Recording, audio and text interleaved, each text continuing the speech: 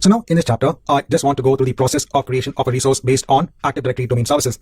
You don't need to go ahead with the creation of the resource because this does take time.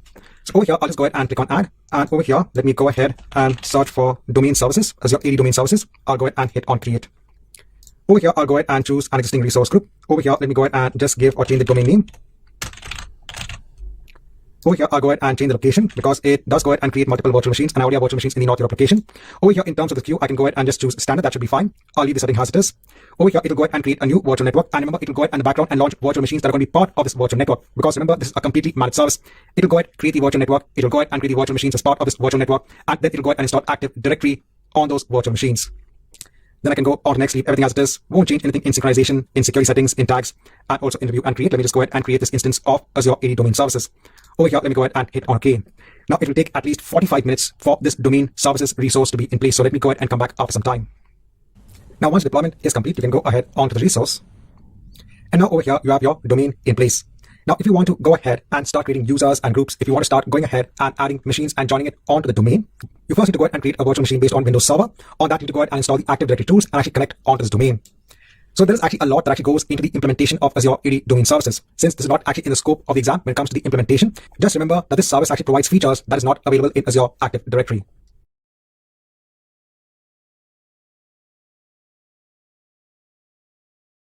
Hi and welcome back. Now in this chapter, I just want to give a note when it comes on to feature available in Azure Active Directory, and that is Azure AD Application Proxy. So before I explain the purpose of Azure AD Application Proxy, let me give you a use case scenario. So let's say a company has their own on-premises network. They also have an Azure AD tenant also in place that users define here. In their on-premises environment, they might have an application that is hosted on an application server. Now, if they want users to access the application, the company would need to expose the application on the internet because these are cloud-based users. So you want cloud-based users on the internet to access this application. So for that, they would need to ensure that the application server is exposed onto the internet. Well, instead of that, what they can do is they can actually make use of Azure AD Application Proxy. Here, what they can do is they can actually spin up another server. This is the one that's going to be connected onto the internet. And here they can install something known as an application proxy connector. Then users, your cloud-only users, can actually access the on-premises application without the need of actually exposing the actual application server onto the internet. So this is like enhancing the security of your architecture because you don't need to expose the application server onto the internet. Because as soon as you expose servers onto the internet, you're inviting attacks and threats from the internet onto your services. So here you just need to have your application proxy connector in place. Another advantage is that users can also make use of Azure AD when it comes onto authentication. So first, users need to authenticate onto Azure Active Directory, and then they'll be able to access your on-premises application. So in this chapter, I just want to give a note when it comes on to the purpose of Azure AD Application Proxy.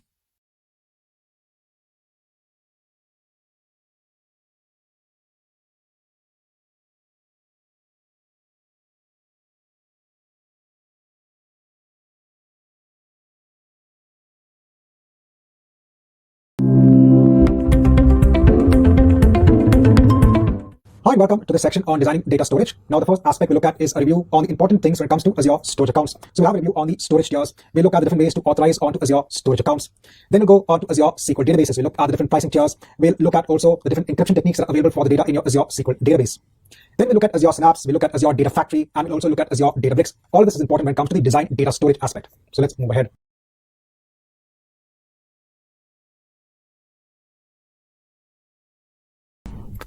Hi, and welcome back. Now, in this chapter, I want to go through the different data store options that you have. So you have so many services in Azure. You can actually go ahead and choose the service that you require for hosting your data, for having a data store in place. So you have Azure storage accounts. With the general purpose V2 storage accounts, you get access onto the blob service. With the blob service, you can actually go ahead and store your objects, such as your videos, images, etc. You can go ahead and host file shares. The file shares can be accessed via the server message block protocol. You can have tables. So over here, this is your simple NoSQL data store. So if you want to go ahead and have a simple table-like structure when it comes to a NoSQL data store, you can actually go ahead and make use of the table service. Then next, let's say you want to go ahead and host a SQL database. There are some options that you have.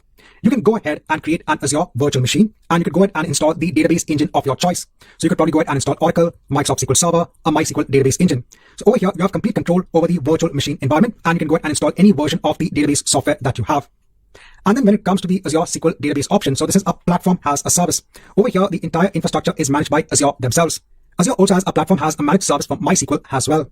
And then you have variations when it comes to the Azure SQL database. You also have an elastic pool, wherein resources can be shared across different SQL databases that form a part of an elastic pool. Then you have another variation of the Azure SQL database service that is known as the Azure SQL Managed Instance. Here, the instance gets deployed onto a virtual network. So one of the core differences in the Azure SQL Managed Instance is that, let's say that you are going ahead and spinning up a normal Azure SQL database, not a managed instance, just a normal Azure SQL database. So remember, this is a public endpoint. So if you had an application hosted on an Azure virtual machine that is part of an Azure virtual network, the communication between the application and the database would happen via the internet.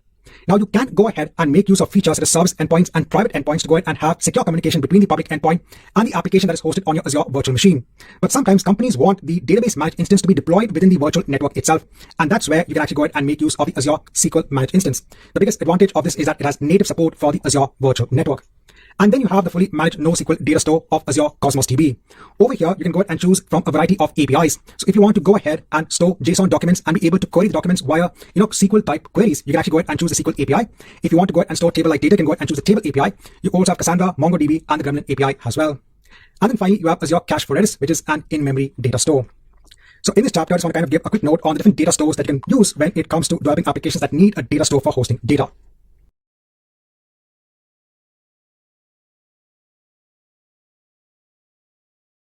Now, in the next set of chapters, I want to do a review when it comes to the ways that you can access the data in your Azure storage accounts. So again, this comes on to authorization. How do you authorize yourself to go ahead and use an Azure storage account? So when it comes to general purpose V2 storage account, remember you have different services in place. You have the blob service, the table service, the queue service, and the file service. There are different ways you can actually go ahead and authorize yourself to go ahead and access the data in an Azure storage account.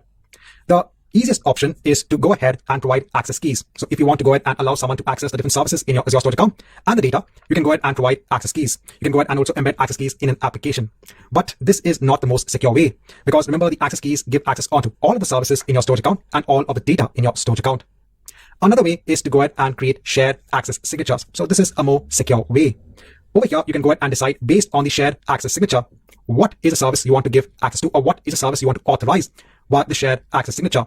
You also have other features such as giving only time-bound access. So you can say only between this time, you can actually go ahead and have access onto this storage account. Another way is to go ahead and use Azure Active Directory. So this is probably the most secure way. If your users are defined in Azure Active Directory, or if your users are in Active Directory in your on-premise environment and you have Azure AD Connect to go ahead and sync the identities from your on-premise environment onto Azure AD, then you can go ahead and make use of Azure Active Directory authentication. Now, this is actually available when it comes to the blob service. So for the blob service, you have Azure Active Directory authentication in place. So again, depending upon whether the feature is actually available, depending upon your security requirement, you can go ahead and choose what is the authorization technique you want to use. Again, we'll go ahead on to the subsequent chapters and have a quick review of these different authorization techniques.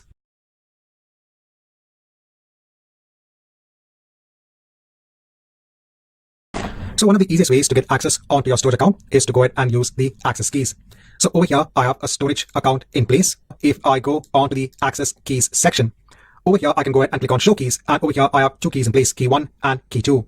So you could go ahead and take any key and access your storage account. Now, one way of accessing your storage account is to go ahead and make use of Azure Storage Explorer. Again, this is something that you would have seen when learning for AZ303. So the Azure Storage Explorer is a freely available tool that allows you to go ahead and access your Azure cloud storage.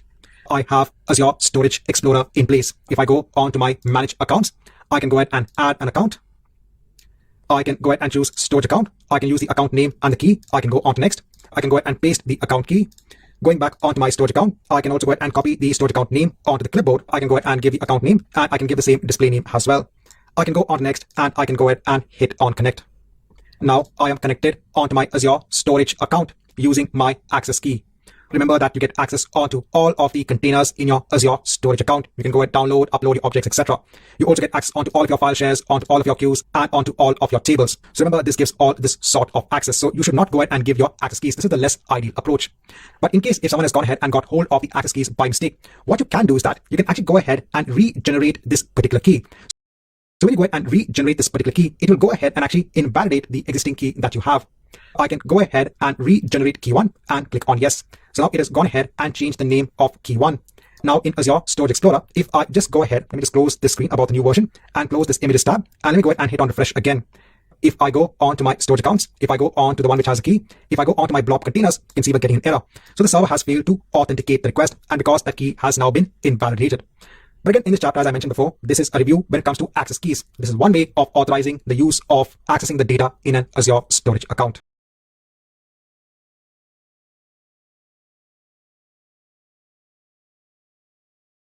So in the last chapter, we had a review on the access keys when it comes to authorization.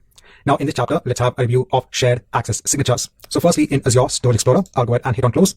Let me go ahead and right click on the storage account that we had attached on via an access key. And let me go ahead and hit on detach, because I don't need this attachment anymore.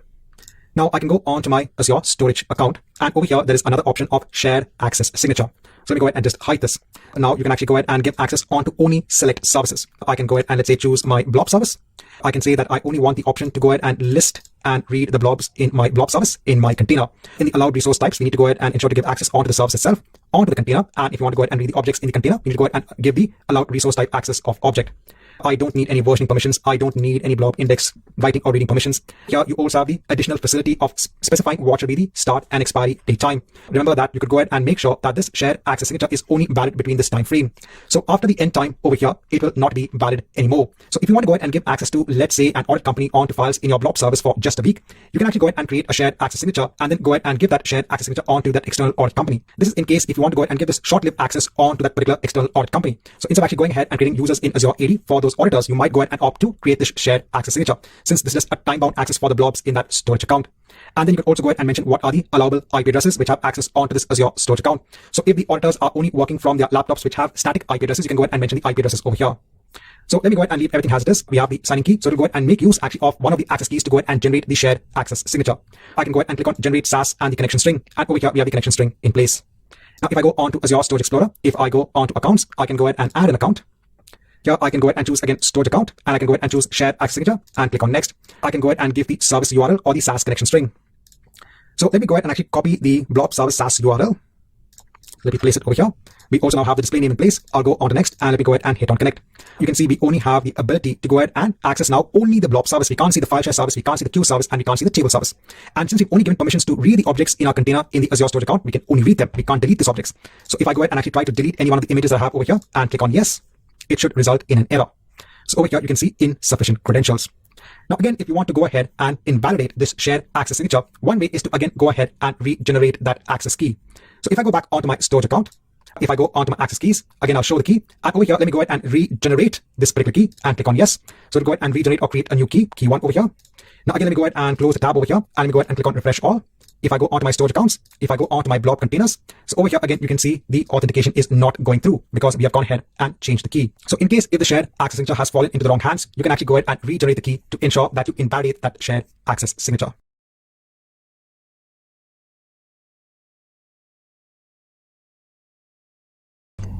Now, in this chapter, we'll have a review when it comes to Azure AD authentication, which is available for the blob service in your Azure storage accounts. So you could have your users defined as part of Azure Active Directory. And then for the blob service in your Azure storage accounts, you can go ahead and give access onto this users defined in Azure AD. So in order to go ahead and give access onto a user when you're using role-based access control, you first need to go ahead and give the reader role, this is onto the storage account, so that the user first can go ahead and basically have access onto the storage account itself. And then to go ahead and access the blob data in the storage account, you then need to go ahead and give another role. This is at the storage blob level. So for example, if you want users to have the ability to read the data, the blobs within a storage account, you can actually go ahead and give the role of storage blob reader. So let's see how we can implement this. So over here in Azure, I have a storage account in place. So over here, if I actually go on to my containers, so I do have some containers in place. Now in another tab, let me actually go on to Azure Active Directory. Let me go ahead onto the users and let me go ahead and create a new user. I'll go ahead and choose the option of create user. Let me go ahead and give a username. I'll give the same name over here as well. Let me go ahead and create my own password. And let me go ahead and hit on create. Now, once this is done, let me go on to the user. So over here, I have the user account in place. Now I'll go onto my storage account. I'll go onto access control. And over here, let me go ahead and add a role assignment. I'll go ahead and add a role assignment. I'll first go ahead and give the reader role. This is just onto the storage account. I can go ahead and search for my user, that's storage user A, and click on save. Next, I'll go ahead and add another role. So another role assignment. I can go ahead and choose the role of storage blob data reader. So this gives access to read the blobs in the storage account. I can go ahead and again search for my user, and I can go ahead and click on save. Now normally it takes around 3 to 4 minutes to ensure that the roles do take effect. Now over here in Azure Storage Explorer, so I do have a connection onto the storage account via a shared access signature. Let me go ahead and right click and hit on detach. I'll go ahead and click on yes over here. Now let me go on to manage accounts, and over here let me go ahead and add an account. I want to go ahead and basically sign into Azure. So let me go ahead and choose subscription. I'll choose Azure and go on to next. I need to sign in. So let me go ahead and take the full user ID over here. So I'll just copy it. Go on to Azure Storage Explorer, hit on next. I'll go ahead and mention the password that I specified. Now since this is a new user, I'll need to go ahead and update the password. I'll go ahead and sign in. So it's going ahead and performing the authentication. So now I'm signed in. Let me go ahead and then hit on apply. So now over here, if I go onto my blob containers, if I go onto my images container, I can see my images in place. So this is based on Azure AD authentication.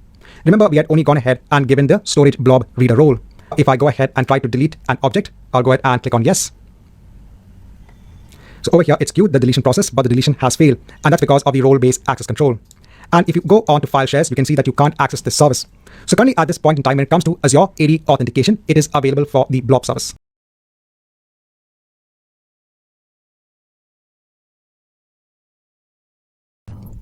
Now, when it comes to Azure storage account, when it comes to the blob service, so you have different access tiers in place. You have the hot, cool, and the archive access tier.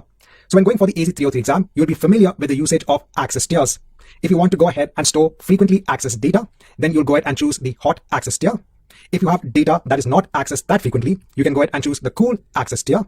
If you need blobs that need to be archived, then you can go ahead and use the archive access tier. Again, just as a revision, by default, when you go ahead and create the storage account, the default setting is the hot access tier. If you go on to a storage account, so I have a storage account in place over here. If I go on to the configuration settings for the storage account, over here under the blob access tier, you can see that by default it is hot. So that means all of the objects uploaded to this storage account will be of the hot access tier. At the storage account level, you can go ahead and decide to have the access tier